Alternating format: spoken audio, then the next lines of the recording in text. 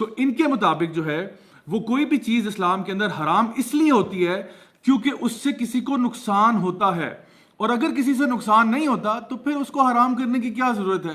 तो जो आर्ग्यूमेंट है वो ये है कि देखो, अगर दो मर्द हजरात हैं या दो खवातीन हैं, वो आपस में प्यार करते हैं, तो इससे किसी को क्या हार्म हो रहा है? कोई हार्म नहीं हो रहा।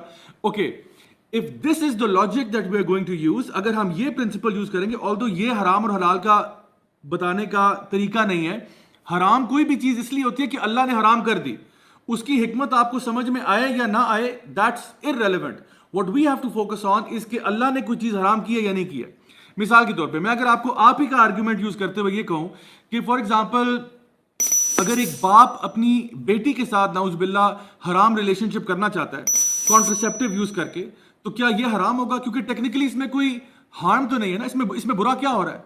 या अगर एक माँ अपने बेटे के साथ नाउजुबिल्ला सुम्मा नाउजुबिल्ला जिना करना चाहती है और वो कॉन्ट्रासेप्शन यूज कर रहे हैं, तो इसमें क्या ऐसी बुरी बात है?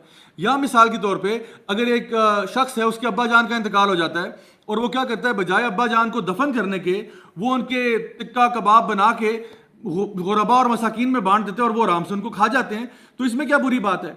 मुर्दा दफन करने की क्या जरूरत है? क्योंकि अब्बा जान कब्र में जाके तो जाया ही हो रहे हैं ना। अगर उनको हम पका लें सही तरीके से, हाइजीनिक स्टैंडर्ड्स के मुताबिक पका के गरीब गुरबा को खिला दें, चलो गरीब गुरबा को भी ना दें, आप अगर आप ये कहते हैं कि जी हम कैनिबलिज्म को प्रमोट नहीं करना चाहते फॉर एनी रीजन, तो चलो जानवरों को दे दो, कम से कम आपके डॉग फूड बन जाएगा, उनका कैट फूड बन जाएगा, उससे बड़ा फायदा होगा।